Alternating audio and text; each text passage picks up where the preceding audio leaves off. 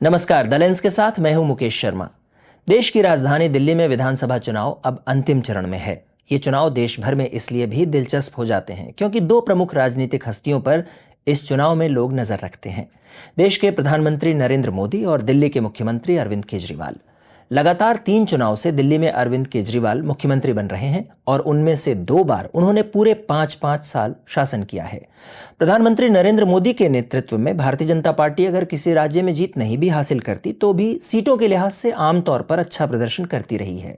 मगर दिल्ली में लगातार 2 चुनाव से वो 70 सीटों वाली विधानसभा में दहाई का आंकड़ा भी नहीं छू पा रही। उधर लगभग 12 साल बाद अरविंद केजरीवाल को कई मुद्दों पर एंटी इनकम्बेंसी का सामना करना पड़ रहा है। ऐसे में दिल्ली विधानसभा चुनाव पर इस बार क्या रुख है लोगों का, इस पर और बातचीत के लिए मेरे साथ हैं 3 मेहमान। स्टूडियो में मेरे साथ हैं एक समय आम आदमी पार्टी से जुड़े रहे राजनीतिक विश्लेषक और पत्रकार आशुतोष, साथ ही जुड़े हैं स्वतंत्र पत्रकार आदेश रावल और रविंदर बावा। शुरुआत आशुतोष जी आपसे। अब अंतिम फेज है पूरे इलेक्शन का। अगर ये कहूं कि इस पूरे चुनाव का एक हाई पॉइंट या सबसे अहम बिंदु आपके हिसाब से क्या रहा, तो क्या कहेंगे? नहीं, मुझे लगता है कि ये वो चुनाव था जिससे भारतीय जनता पार्टी आसानी से जीत सकती थी। अच्छा। और आज से 3 महीने पहले भारतीय जनता पार्टी बहुत कॉन्फिडेंट थी और जो आम आदमी पार्टी के लोग थे वो बहुत ही ज़्यादा एक तरीके डेस्परेशन में थे। और वहाँ से जिस तरीके से आम आदमी पार्टी ने चुनाव को अपनी तरफ मोड़ने की कोशिश की और काफ़ी हद तक कामयाब हुए हैं, ये दर्शाता है कि भारतीय जनता पार्टी अभी भी दिल्ली में कोड केजरीवाल को डिकोड नहीं कर पाई है। क्योंकि देखिए, अरविंद केजरीवाल जेल में थे, उस वक्त पार्टी पूरी तरीके से बिखरी हुई थी। जेल से बाहर निकलते हैं, उनको ये फीडबैक मिलता है कि दिल्ली में उनके खिलाफ नाराज़गी है। ख़ास तौर पर जिस तरीके से उन्होंने मुख्यमंत्री के बंगले को इतना आलिशान कर दिया, बिल्कुल। और ये उस पार्टी के लोग ने किया जिनको जो कहते थे कि दो फ्लैट के मकान में क्यों नहीं रहना चाहिए। उन्होंने इमीडिएटली मुख्यमंत्री की कुर्सी छोड़ी, उसके बाद उन्होंने मुख्यमंत्री का बंगला छोड़ा और जो मॉरल हाई ग्राउंड था वो गेन करने की कोशिश की। और उसके बाद से वो लगातार मास कांटेक्ट प्रोग्राम में लगे हुए हैं। लगातार 50 लोग भी हैं तो भी मिल रहे हैं, 2000 लोग हैं तो भी मिल रहे हैं। वहां से जो उन्होंने गेन किया, उसके बाद हर हफ्ते वो एक नया एजेंडा लेके आते हैं जिससे बीजेपी उस पर रिएक्ट करती है। मैं बार बार ये कह रहा हूं कि जब तक बीजेपी दिल्ली के अंदर अपना एजेंडा सेट नहीं करेगी और उस पर आम आदमी पार्टी को रिएक्ट करने के लिए मजबूर नहीं करेगी, तब तक वो अरविंद केजरीवाल से पार नहीं पा सकती जी। उन्होंने 2100 की बात की, बीजेपी ने उस पर रिएक्ट किया। उन्होंने कहा कि 60 साल से ज्यादा उम्र के लोगों को हम मुफ्त में स्वास्थ्य सेवाएं देंगे, उस पर रिएक्ट किया। उन्होंने कहा कि पुजारियों और ग्रंथियों के लिए 18,000 प्रति मंथ, उस पर रिएक्ट किया। अब कहीं कुछ भी कोई नहीं था, लेकिन अचानक यमुना का पानी लेकर आ गए, उस पर बीजेपी रिएक्ट कर रही है। और तो इससे क्या लगता है कि बीजेपी अपना एजेंडा सेट करने में नाकाम रही। यही गलती बीजेपी ने 2015 में भी की थी और यही गलती 2020 में वो कर रही है। तो मुझे लगता है कि ये एक बड़ी, अगर बीजेपी हारती है जी, तो बीजेपी जिसके बारे में कहते हैं कि हार के मुख से जीत खींच लेती है, ऐसा लग रहा है जैसे इस बार वो जीतते जीतते हार जाएगी। ठीक है, बीजेपी के इस बिंदु पे एक बार फिर लौटेंगे। इस बीच आदेश, आप ये बताइए कि कांग्रेस क्या फ्रेम में देर से आई है? क्या सोचने विचारने में कांग्रेस ने ज्यादा वक्त लगा दिया, ऐसा लगा? क्योंकि शुरू में तो ऐसा लग रहा था कि कांग्रेस ये डिसाइड ही नहीं कर पा रही है कि आम आदमी पार्टी को अटैक करे भी या ना करे, और अचानक ऐसा लगा कि अच्छा ठीक है अब जाना है कांग्रेस को। नहीं, मुझे लगता है कि जब यात्रा शुरू की दिल्ली में देवेंद्र यादव ने और पूरी 70 कॉन्स्टिट्यूंसीज में वो गए और उस यात्रा के ज़रिए इन्होंने एक बज़ क्रिएट करने की कोशिश की, तभी इस बात को लेकर चर्चा हुई थी। और कांग्रेस पार्टी के 3 राज्यों के नेता, पंजाब, दिल्ली और गुजरात, इन सब लोगों ने राहुल गांधी को कन्विंस किया कि देखिए ये रीजनल पार्टी ऐसी है जो हमारा वोट शेयर खा रही है इन तीनों राज्यों में। और आप एक उदाहरण देखिए कि गुजरात में जब 2017 में कांग्रेस पार्टी को लगभग 70 सीटें आई थी, वो जो वोट शेयर था, और जब 22 में चुनाव हुआ तो वो बराबर बढ़ गया आम आदमी पार्टी और कांग्रेस के बीच में। ऐसे ही पंजाब में हुआ, ऐसे ही दिल्ली में हुआ। तो इन तीनों राज्यों के नेताओं ने राहुल गांधी को कन्विंस किया कि देखिए ठीक है, इंडिया गठबंधन का पार्ट थे, वो हमारे साथी थे, अभी भी हैं, लेकिन हमें अपना वोट वापस पाने के लिए इनके खिलाफ लड़ना होगा जो सत्तारूढ़ पार्टी है, और वही एक विकल्प है। तो राहुल गांधी इस बात से कन्विंस हुए, उन्होंने पहली रैली की, लेकिन बीच में जो गैप दिया 1 हफ्ते का, जिसमें ये कहा गया कि वो बीमार थे, लेकिन इतने बीमार नहीं थे कि वो रैली ना कर पाएं या प्रचार ना कर पाएं। उसके पीछे का तर्क ये था कि राहुल गांधी चाहते थे कि वो 15 से 18 सीटों पे पदयात्रा करें, जो इनकी मेन सीट्स थी, जहाँ पे या तो पार्टी कंटेस्ट में है या अच्छा सा चुनाव लड़ सकती है, क्योंकि उसमें इनकी स्ट्रैटेजी ये थी कि अगर कांग्रेस पार्टी मजबूत होगी तो आम आदमी पार्टी का वोट शेयर घटेगा, वो उनके पास आएगा और भले ही उससे बीजेपी जीत जाए। तो फिर सवाल ये उठते कि भाई आप तो बीजेपी को जिता रहे हैं, क्योंकि 2020 में क्या हुआ था, जब कांग्रेस पार्टी खुद तो हारी, आम आदमी पार्टी जीत गई, तो एक बड़े तबके ने सेलिब्रेट किया कि देखिए हमने बीजेपी को रोक दिया। लेकिन साथ साथ एक तबका ऐसा भी था, उन्होंने कहा कि आप किस बात का जश्न मना रहे हो, आप तो खुद चुनाव हार रहे हो ना। पर आदेश ये बताइए, ये मुझे मतलब ये ऐसा डेजावू जिसको कहते हैं ना, 1989 उत्तर प्रदेश कांग्रेस की कीमत पे दूसरी पार्टी, बहुत सारे राज्यों में हमने ये देखा है कि क्षेत्रीय पार्टियां कांग्रेस की कीमत पे आगे बढ़ती हैं। कांग्रेस ने सपोर्ट किया एक पार्टी को और वो आ गए। तो ये 2025 में भी सोच विचार करके इतना लेट फैसला लेना, ये मतलब कांग्रेस सीख नहीं रही है, ऐसा बार बार लोग इन्हीं वजहों से शायद कहते हैं। नहीं, देखिए, अगर ये फैसला दिल्ली में लिया गया है तो मुझे लगता है कि फिर ये फैसला इस साल के अंत में बिहार में भी होना चाहिए। वहाँ भी जो आरजेडी आपकी सहयोगी हैं, जो यूपी का हिस्सा रही हैं, फिर तो आप उनके साथ भी अलायंस मत करिए। ऐसे ही पश्चिम बंगाल में, ऐसे ही उत्तर प्रदेश में, ऐसे ही बिहार में, आंध्र प्रदेश में, जहाँ जहाँ रीजनल पार्टीज आज हैं वो सब कांग्रेस पार्टी के वोट शेयर को ही लेके बैठी हुई हैं।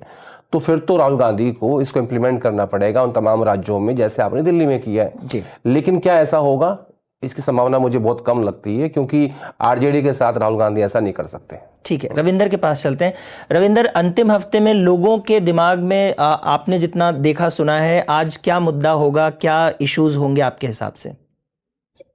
देखिए, एक तो महिलाएं वोटर जो हैं वो आधी से करीब आधी आबादी है, और उसको रिझाने के लिए सभी पार्टियां लगी हुई हैं। जिस तरह हमने देखा, उनको 2100 2500 इस तरह का जो उनके राशि देने की बात हुई है। तो महिलाएं एक तरफ अभी जूझ रही हैं इस बात से कि हमें बस फ्री तो मिल गई, लेकिन उससे ज्यादा कुछ चाहिए था, तो शायद बीजेपी को वोट दें। हमारे यहाँ गंदगी साफ नहीं हो रही है, तो इसलिए बीजेपी को वोट दें। पर ज्यादातर महिलाएं अभी भी आम आदमी पार्टी के साथ है, खास तौर से ये झुग्गी बस्ती इन इलाकों में देखा जाए। दूसरी तरफ है मिडिल क्लास, जो एक तरह से क्रोधित है, नाराज है आम आदमी पार्टी से। उनका कहना है कि ये सिर्फ फ्री का सामान, फ्री का राशन, फ्री का दवा, ये सब बांटते हैं, लेकिन हमारे लिए क्या? हमारे इलाके की सड़कें ठीक नहीं हो रही हैं, हमारे इलाके से गंदगी साफ नहीं हो रही। और इसलिए इस बार मिडिल क्लास का जो गुस्सा है, उसकी जो खबर जैसे ही आम आदमी पार्टी को लगी, तो फिर से वो लोग एक नया शगुफा लेकर के आए, जब उन्होंने एक सवाल उठाए और ये कहा कि बीजेपी केंद्र में है तो वो क्यों नहीं ये जो क्या नाम है मिडिल क्लास है उनको उनके लोन माफ करती, क्यों वो सिर्फ बड़े बड़े उद्योगपतियों के लोन माफ करती है। तो इस तरह से उन्होंने कटघरे में खड़े करने की कोशिश की है। तो ये दो बड़े जो वोट बैंक हैं, एक तो महिलाओं का और एक मिडिल क्लास का, जिसको रिझाने के लिए अभी आम आदमी ने एड़ी चोटी का जोर लगा रखा है। हालांकि अगर हम देखें तो पूर्वांचली भी एक वोट सेट है जो भी कुछ हद तक आम आदमी के पास साथ है, लेकिन एक और उसमें सेक्शन है जो बीजेपी के साथ है। तो कहीं ना कहीं टक्कर चल रही है इन बड़े बड़े जो तबके हैं वोट के, जो वोट बैंक है, उनको रिझाने की। आशुतोष जी, महिलाएं पिछले कुछ चुनाव से हम देख रहे हैं अलग अलग राज्यों में बहुत ही ऐसा लगता है डिसाइसिव होकर के सामने आ रही हैं इस चुनाव में। और ये इंटरेस्टिंग इसलिए भी हो जाता है क्योंकि लोकसभा और स्टेट में बिल्कुल अलग रिजल्ट लगातार आ रहा है। तो ऐसा क्या है कि प्रधानमंत्री नरेंद्र मोदी भी खासे लोकप्रिय माने जाते हैं, जितना हम लोग दूसरे राज्यों में देखते हैं। दिल्ली में क्या है जो अरविंद केजरीवाल को अभी भी उस क्लास में और वहाँ पर एक पैठ बनाए रख पाए हैं वो? देखिए, असली बात क्या है कि जो दिल्ली का जो वोटर है वो केजरीवाल को अलग नज़र से देखता है, नरेंद्र मोदी को अलग नज़र से देखता है। वो बीजेपी और आम आदमी पार्टी को उस नज़र से नहीं देखता दिल्ली के अंदर विशेष तौर जी। क्योंकि अगर आप पार्लियामेंट का चुनाव देखें 2014 का, 2019 का, 2024 का, बिल्कुल, तो 2019 और 2024 में भारतीय जनता पार्टी को 54 से 56% वोट मिलता है लोकसभा के चुनाव में। लेकिन जब विधानसभा का चुनाव होता है तो 2019 में भारतीय जनता पार्टी को तकरीबन अगर आप देखें तो 38% के आसपास वोट मिलता है, उसके पहले 32% के आसपास वोट मिलता है। तो ये जो 38% से जो 56% का जो जंप है, जो 56 तक का जंप है, ये तकरीबन 18% या 16% का वोट है। ये बीजेपी का वोट तो नहीं है। बीजेपी के वोट में नरेंद्र मोदी का 16% वोट जाकर जुड़ता है तो वो 56% होता है और 7 सीटें बीजेपी जीत जाती है। उसी तरीके से अगर आप केजरीवाल को देखें तो 2015 54% वोट लेकर आते हैं। 2020 वो 53.42% वोट लेकर आते हैं। और अगर उसी के संदर्भ अगर उनके लोकसभा के वोटों को देखें तो आपको बिल्कुल अंदाजा हो जाएगा कि 2019 में आम आदमी पार्टी तीसरे नंबर की पार्टी, तो 18% वोट मिलता है। 6 महीने के बाद 18% 36% का जंप आता है। कि 36% का वोट क्यों है? ये केजरीवाल का अपना वोट है। इसका मतलब यह कि दिल्ली की विधानसभा में लोग केजरीवाल को वोट देना चाहते हैं और लोकसभा में नरेंद्र मोदी को वोट देना चाहते हैं। इसीलिए ओवरवेलमिंग सपोर्ट है और तकरीबन 17-18% वोट जो ओवरलैप करता है, वो जो नरेंद्र मोदी और केजरीवाल के बीच में वोट करता है। अब जो इस बार का चुनाव है, टेस्ट इसी बात का है, क्या वो 18% का जंप बना रह पाएगा या नहीं बना रह पाएगा। अगर वो नहीं बना रहता है तब तो आम आदमी पार्टी को दिक्कत होगी, और अगर उसमें थोड़ी बहुत भी कमी होती तो भी आसानी से जीत जाएंगे। मुझे लगता है कि उनकी लोकप्रियता में कमी है, उनकी इमेज को काफ़ी झटका लगा है, खासतौर पर शीश महल की वजह से और लिकर घोटाले की वजह से। लेकिन फिर भी 3 ऐसे तबके हैं जो आम आदमी पार्टी को मजबूती देते हैं।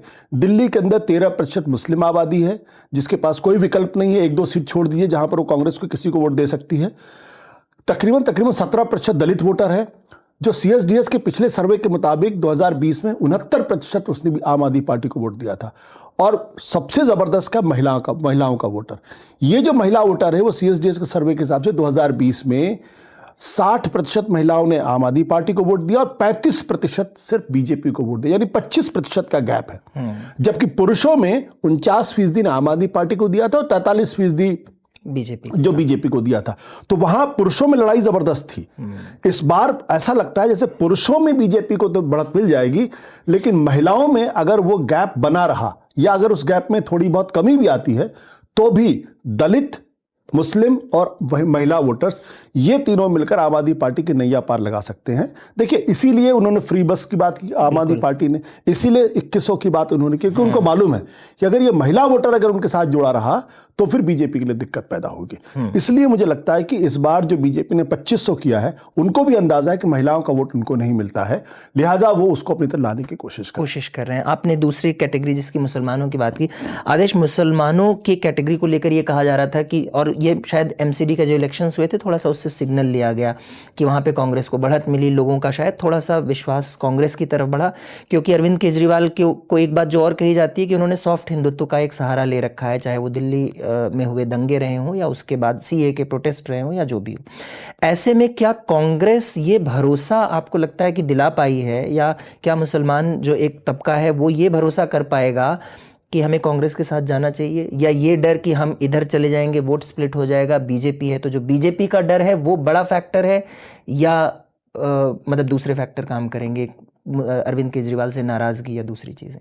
देखिए, ये बात सही है कि अरविंद केजरीवाल सॉफ्ट हिंदुत्व करते हैं, और मुझे लगता है कि जितनी हिंदुत्व पार्टी बीजेपी है उतनी अरविंद केजरीवाल भी हैं। आप 2020 को याद करिए, जब शाहीन बाग का प्रोटेस्ट चल रहा था, उनके जितने स्ट्रैटेजी सब ने कहा कि आपको जाना चाहिए, वो नहीं गए, एक बार भी नहीं गए। और उन्हीं दिनों जब उनके इंटरव्यूज होते थे तो वो क्लोज फ्रेम में हनुमान चालीसा गाते थे, ठीक है। और अब कांग्रेस पार्टी को आप राहुल गांधी का भाषण देखिए, वो क्या करते हैं, वो दलित वोट टारगेट करने की कोशिश कर रहे हैं और मुसलमान वोट टारगेट करने की कोशिश कर रहे हैं। सिर्फ 2 ही टारगेट हैं और कुछ नहीं है इसके अलावा। और जो यात्रा कर रहे थे उसकी भी प्लानिंग यही थी, लेकिन क्योंकि बीजेपी को जो हराएगा मुसलमान वोट उसके पास जाएगा, तो ये एक सेटबैक कांग्रेस पार्टी के लिए है। और यही वो वोट बैंक है, वो गरीब जो झुग्गी का बस्ती का वोट बैंक है, या जो मुसलमान वोट बैंक है, दलित वोट बैंक है, इन सब को कांग्रेस पार्टी वापस लाने की कोशिश कर रही है। तो कांग्रेस पार्टी के सामने दिक्कत इस बात की है कि वो कैसे भरोसा दिलाए। हालांकि लोकसभा चुनाव में कांग्रेस के ऊपर भरोसा किया था मुस्लिम वोट ने और दलित वोट ने, पर वो तो इसलिए भी था ना क्योंकि साझेदारी थी, तो ये तो रहेगा ही कि भाई आम आदमी पार्टी और ये साथ हैं तो चलो साथ में तो वोट दिया जा सकता है। हाँ, आज यही सबसे बड़ी मुसीबत है कि मुसलमान वोट उसको वोट देगा जो बीजेपी को हराएगा, इसलिए कांग्रेस पार्टी के लिए एक मेजर सेटबैक है ये। आशुतोष जी, जिस तरह से अरविंद केजरीवाल को लेकर के पूरा सॉफ्ट हिंदुत्व का आरोप लगता रहा है बहुत सारे वजहों से, जो आप इससे पहले आप बात भी करते रहे हैं, उसे देखते हुए कांग्रेस नहीं भुना पा रही है, आप इसकी सबसे बड़ी वजह क्या देखते हैं? इतने समय में कांग्रेस क्यों लगातार चूक रही है? आपने बीजेपी का सबसे पहले समझना पड़ेगा कि मुस्लिम वोटर की मानसिकता क्या है, उसकी मानसिकता क्या है और उसके लिए सबसे बड़ा शत्रु कौन है। वह है भारतीय जनता पार्टी, क्योंकि उसको मालूम है कि जब से भारतीय जनता पार्टी की सरकार बनी है तब से उसका जीना मुहाल हो गया है। तो वो एन केन प्रकार किसी भी तरीके से बीजेपी को हराना चाहती है। अब उसकी दूसरी रणनीति का हिस्सा होता है कि बीजेपी को कौन हरा सकता है। तो दिल्ली के अंदर अगर आप देखें तो क्या कांग्रेस पार्टी हरा सकती है? ऐसा लगता नहीं है, कम से कम उनकी नज़र में। इसलिए वो सोचते हैं कि आम आदमी पार्टी को वोट दिया जाए। अब आम आदमी पार्टी के साथ एक दिक्कत तो है कि आम आदमी पार्टी जब दिल्ली में शाहीन बाग का आंदोलन चल रहा था तो वो कहीं उनके मदद के लिए नहीं आए। जब दिल्ली में नॉर्थ ईस्ट का दंगा हुआ जिसमें 53 लोग मरे, उसमें ज़्यादातर मुसलमान थे, न दंगों के दौरान और ना ही दंगों के बाद किसी तरीके का रिहेबिलिटेशन प्रोग्राम आम आदमी पार्टी की सरकार ने किया। उसके अलावा वो हनुमान चालीसा का पाठ करते हैं। लेकिन एक चीज़ जो मुस्लिम वोटर अच्छी तरीके से समझता है कि आम आदमी पार्टी में तमाम गलतियां हैं, लेकिन वो बीजेपी की तरीके से माइनॉरिटीज़ के खिलाफ नफरत नहीं फैलाती। चूंकि नहीं फैलाती, सॉफ्ट हिंदुत्व करती है, हिंदू वोटरों को अपने साथ लाने की कोशिश करती है, इसलिए वो उनकी तरफ झुकती है और उनको वोट देती है। देखिए, एक चीज़ हमें नहीं भूलना चाहिए, जब से भारत जोड़ो यात्रा शुरू हुई है तब से मुसलमानों की पहली प्रेफरेंस जो है वो कांग्रेस पार्टी और राहुल गांधी है। दिल्ली में भी अगर आज आप किसी मुसलमान से पूछेंगे तो साफ तौर पर कहेगा कि हम कांग्रेस को वोट देना चाहते हैं, लेकिन वो कांग्रेस को वोट देगा नहीं क्योंकि उसको मालूम है कांग्रेस जिताने की स्थिति में नहीं है। तो ये एक डिलेमा उनके सामने है, लेकिन उनके वो लगातार स्ट्रेटेजिक टैक्टिकल वोटिंग मुस्लिम समाज करता है।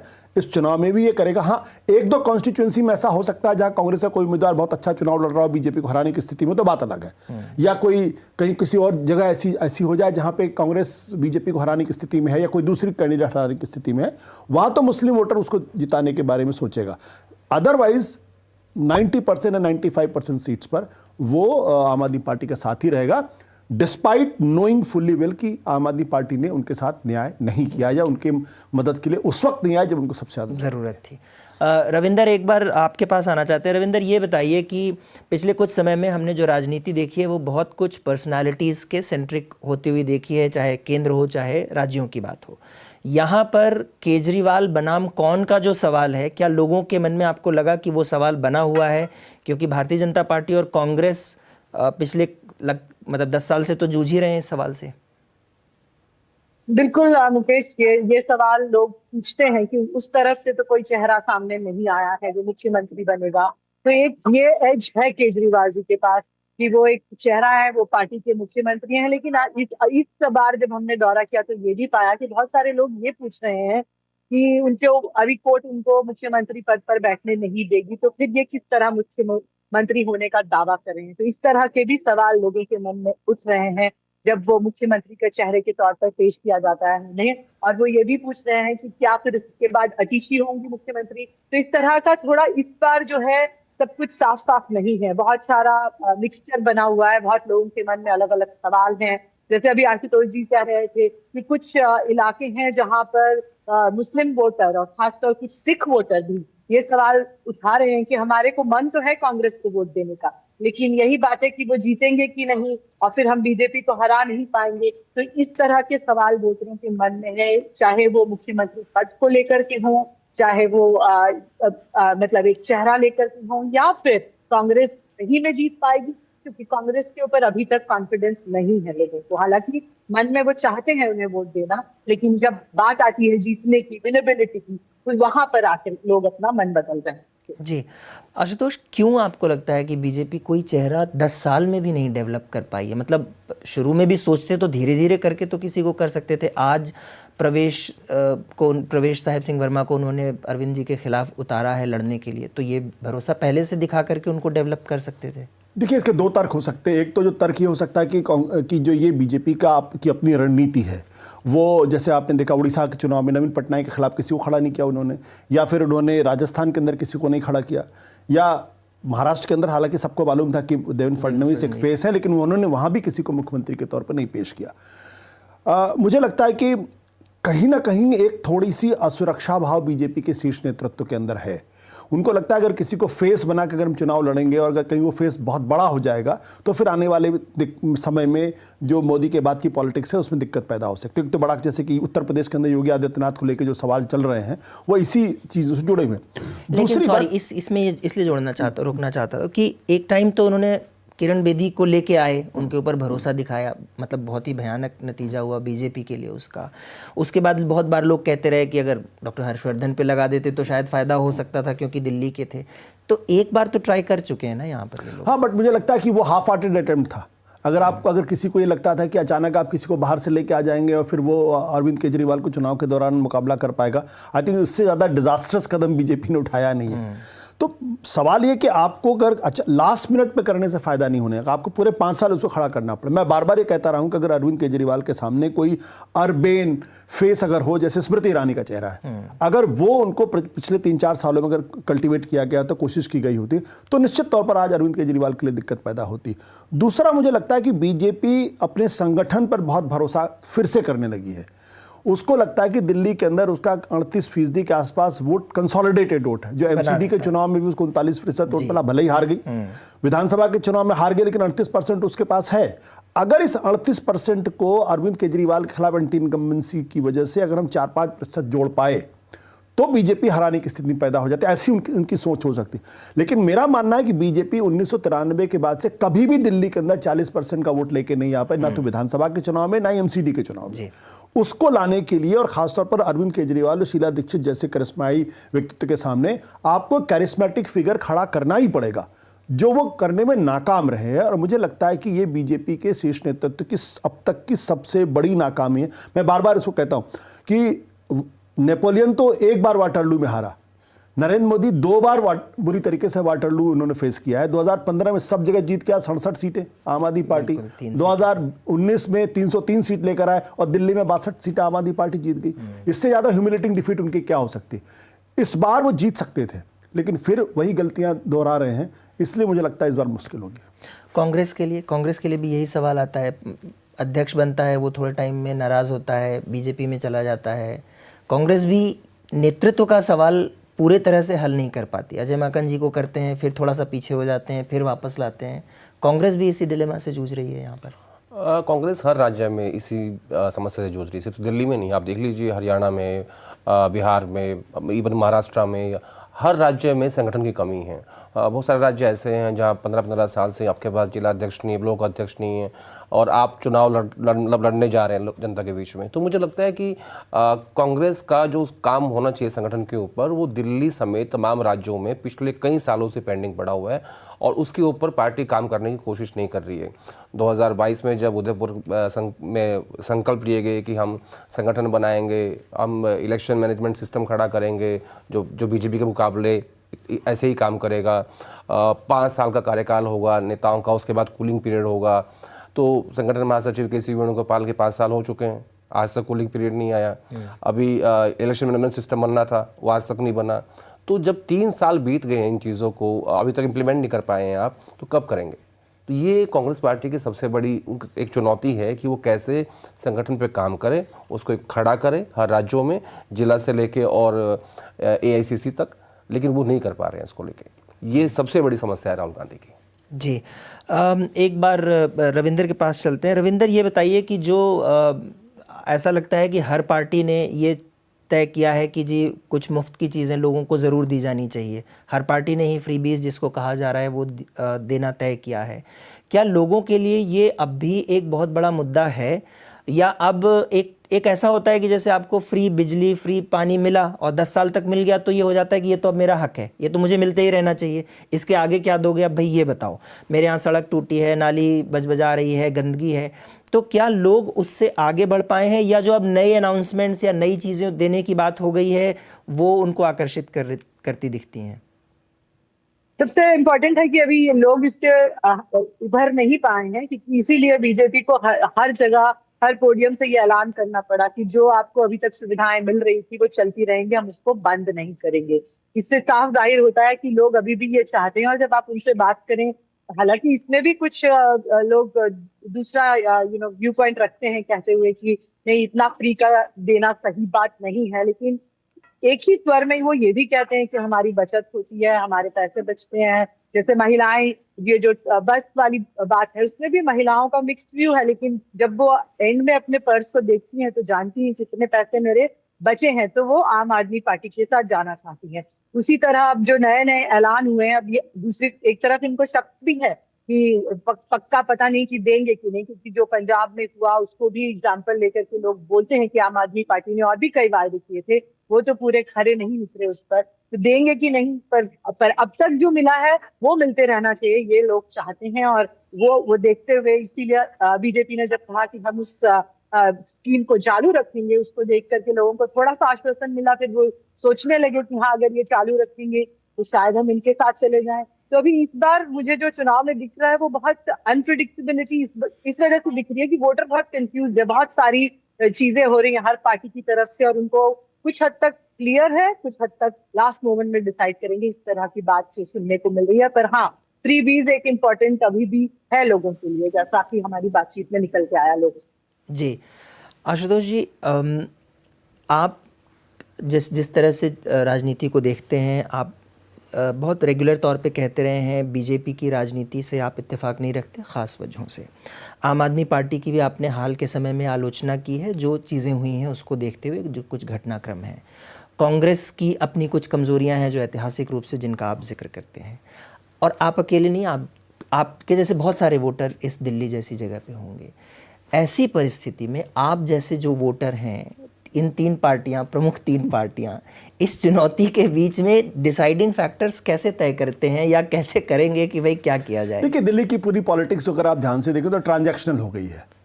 दिल्ली में अगर हम उसको एफ्लुएंट क्लास की नज़र से देखेंगे तो बहुत सारी खामियां आम आदमी पार्टी में दिखाई पड़े। अरे ये तो झूठ बोलने वाले लोग हैं, इन्होंने बड़े बड़े वायदे किए, कुछ पूरा नहीं किया। अगर आप अपर मिडिल क्लास में भी हैं तो भी आप लगभग इसी तरीके से आप सोचेंगे कि जो जोमेटो से खाना मंगाता है और जो मतलब अमेज़ोन पे जाके तमाम चीज़ें लेके आता है। लेकिन अगर आप उसके नीचे देखें, जिनकी आय साल में 5 लाख से 7 लाख के आसपास है, उस परिवार के लिए तो अगर बिजली मुफ्त मिल रही है और पानी अगर आधे दाम पे मिल रही है, स्कूल अगर बेहतर हो गए हैं और शिक्षा अगर स्वास्थ्य के लेवल में कुछ अच्छा हो गया है, तो फिर उनकी तो बहुत बचत हो रही है एक तरीके से। इसलिए, और ऐसे समय में जबकि लोगों को नौकरियां नहीं मिल रही हैं, कंजम्पशन बहुत नीचे चला जा रहा है, डिमांड मार्केट के अंदर बिल्कुल नहीं है, तो उनके लिए तो अगर कुछ फ्री में मिल रहा है तो उनके लिए तो बल्ले बल्ले है ना, उनको तो कोई दिक्कत ज़्यादा है ही नहीं। उसमें क्या है कि आम आदमी पार्टी के प्रति ट्रस्टवर्दीनेस ज़्यादा है बजाय बीजेपी के, क्योंकि आम आदमी पार्टी एक चैलेंज करके कह सकती है कि भाई हमने कहा बिजली मुफ्त देंगे, हमने दिया, हमने कहा पानी आधे दाम पे, हमने दिया, हमने कहा स्कूल बेहतर करेंगे, हमने किया, हमने देखिए स्वास्थ्य सेवाएं ठीक की, मोहल्ला क्लिनिक बनाई, बहुत अच्छा नहीं है लेकिन हमने कोशिश तो की। तो उनका डिलीवरी सिस्टम बेहतर है, उस पर लोगों को भरोसा है। इसलिए मुझे लगता है कि दिल्ली का जो middle class, middle class, lower middle class जो है और गरीब तबका जो है, उसको अभी भी आम आदमी पार्टी के अंदर एक भरोसा है। लेकिन आम आदमी पार्टी की जो सबसे बड़ी ताकत एक ज़माने में हुआ करते थे वो था upper middle class, literate class. हमें ना भूलें कि दिल्ली की पर कैपिटा इनकम 4,60,000 के आसपास है, 88% लिटरेसी रेट है। तो वो जो अपर क्लास था, जिसने दरअसल आम आदमी पार्टी को खड़ा किया, जिसने आम आदमी पार्टी को क्राउड फंडिंग में मदद की, वो आज उससे टूटा है। उसके टूटने का एक झटका लगता है क्योंकि वो वोकल बहुत है। लेकिन जो नीचे का तबका है, जो मुसलमान है, जो दलित है, जो महिलाएं हैं, जिनको फ्री बस से मिल रही हैं, वो मजबूती के साथ आम आदमी पार्टी के साथ खड़ा हुआ। अगर उसमें बीजेपी ने क्रैक कर लिया तब तो आम आदमी पार्टी के लिए सरकार बनाना मुश्किल होगा, और मुझे लगता है अभी तक बीजेपी उसको क्रैक नहीं कर पाई है। एक चीज़ और, हरियाणा का चुनाव देखें या महाराष्ट्र का चुनाव देखें, हम लोग सुनने लगे थे कि राष्ट्रीय स्वयंसेवक संघ ग्राउंड पे उतर करके काम कर रहा है और बहुत मेहनत से कर रहा है कि जी ये हारना नहीं है हमको ये राज्य। दिल्ली में भी सुना था शुरू में, लेकिन ऐसा कोई बज़ हाल फिलहाल में नहीं सुनाई नहीं पड़ता है। आपने जितना देखा समझा है, आपको लग रहा है कि इनका जो आरएसएस है उसका ऑन ग्राउंड असर तो जनरली दिखता है अपने काडर और उनको मोबिलाइज करने में। दिल्ली में फिलहाल क्या लग रहा है आपको? देखिए, संगठन के तौर पे तो आरएसएस का कोई जवाब दुनिया में कभी था नहीं। एक बहुत मजबूत संगठन और ऐसा संगठन जिसे सबको सीखना चाहिए।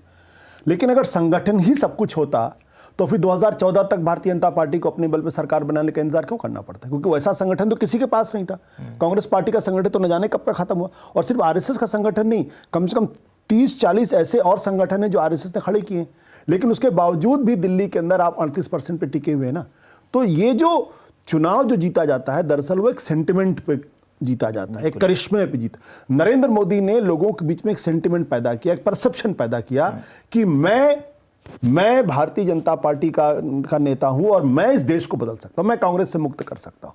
उसकी केजरीवाल भी कम से कम उसी लेवल की बातचीत करते जी। हैं। तो आरएसएस का संगठन 1-2% वोट बढ़ा सकता है, ज्यादा 3% वोट बढ़ा सकता है, इससे ज्यादा नहीं कर सकता। इसलिए आरएसएस के संगठन की चर्चा एक बहुत ही ओवर एस्टिमेटेड डिस्कशन है। अगर ऐसा ही होता तो झारखंड में क्यों नहीं जिता पाए आप जिता देते। वहां तो हेमंत सोरेन जेल में थे, उनकी पार्टी शैम्बल्स में थी, लेकिन फिर भी लगातार दूसरी बार आ गए वो। तो आप तब चुनाव जीतते हैं जब आप लोगों के माइंडसेट को बदलकर अपनी तरफ आकर्षित करने में कामयाब हो सकते हैं।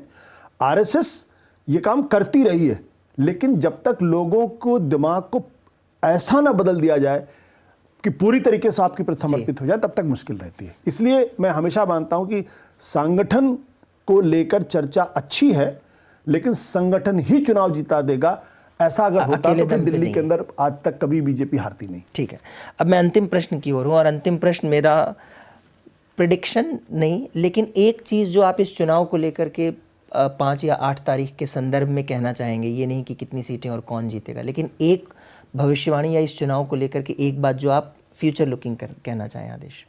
देखिए, मुझे लगता है कि कांग्रेस पार्टी जितना अच्छा परफॉर्म करेगी, मान लीजिए कि वो उनका जो टारगेट है वो टारगेट है 4.5% से 15% का, उसी स्थिति में आम आदमी पार्टी हारती है और सरकार बीजेपी की बनती है। तो ये डिपेंड ये करेगा कि कांग्रेस पार्टी का परफॉर्मेंस कैसा है, लेकिन मुझे आज की डेट में वो 15% जाती हुई नहीं दिख रही। ठीक है, ये आपका प्रोडिक्शन है। रविंदर, एक प्रोडिक्शन जो आप करना चाहेंगी 5 या 8 तारीख के कॉन्टेक्स्ट में? मैं भी आदेश से सहमत हूँ कि अगर कांग्रेस अपने वोट परसेंटेज बढ़ाती है तो उसका नुकसान आम आदमी पार्टी को होगा और फायदा बीजेपी को। लेकिन जैसा मैंने आपको कहा कि जहां वोटर एक तरफ चाह रहा है कि कांग्रेस के लिए वोट डाले, लेकिन उनको कॉन्फिडेंस नहीं आ रहा कि ये जीतेंगे नहीं, तो उस हिसाब से, उस लिहाज से लगता है आम आदमी पार्टी को एक एज है इस चुनाव में। बहुत बहुत शुक्रिया रविंदर, हमसे इस कार्यक्रम में जुड़ने के लिए। आशुतोष जी? देखिए, मेरा मानना ये कि इसके दो पहलू हैं। कांग्रेस अगर बहुत अच्छा करेगी, 10% के ऊपर जाएगी, तब तो आम आदमी पार्टी को नुकसान है, लेकिन अगर 4% से अगर 10% तक रहती तो बीजेपी को नुकसान होगा। क्योंकि पिछला चुनाव भी अगर आप देखें तो आम आदमी बीजेपी का वोट परसेंटेज जो है वो 33% से बढ़कर 38 होता है, और कांग्रेस का वोट परसेंटेज जो है वो 9% से घट के 4 चला जाता है। तो ये जो 4 एक चंक जो आया वो बीजेपी का कांग्रेस से निकल कर, अगर 10 के ऊपर अगर कांग्रेस जाएगी तब तो नुकसान होगा, क्योंकि तब होगा कि जो मुस्लिम तबका है, जो दलित तबका है, वो वहां से खिसका है। वैसे पिछले चुनाव में भी यही स्थितियां आम आदमी पार्टी के जो मुसलमान तबके के पास थे कि बीजेपी को कांग्रेस को वोट करें या फिर आम आदमी पार्टी को वोट करें। तो शाहीन बाग का मुद्दा तो बिल्कुल नया मुद्दा था, बिल्कुल, लेकिन तब भी 83% मुस्लिम तबके ने भी आम आदमी पार्टी को वोट दिया था, यानी उनके दिमाग में बिल्कुल क्लियर। तो मेरा मानना है कि अगर 10% के ऊपर अगर कांग्रेस ने परफॉर्म किया तब तो आम आदमी पार्टी को नुकसान है, अगर 10 तक रहेगी तो फिर आराम से निकल जाना चाहिए। आशुतोष जी और आदेश, आप दोनों का बहुत बहुत शुक्रिया। दिल्ली के विधानसभा चुनाव को लेकर के सबकी नज़रें लगी हुई हैं। 5 तारीख को मतदान और 8 तारीख को मतगणना होगी, तो 8 को ही हम इस कार्यक्रम में दोबारा लौटेंगे, 8 की शाम को, ये समझने के लिए कि जो नतीजे आए वो कैसे आए। फ़िलहाल जो लोग हमें देख रहे हैं, कमेंट सेक्शन में ज़रूर बताइए कि आपके हिसाब से इस चुनाव की लहर कैसी दिख रही है या रुख कैसा दिख रहा है। फ़िलहाल मुकेश शर्मा को दीजिए इजाज़त। नमस्कार।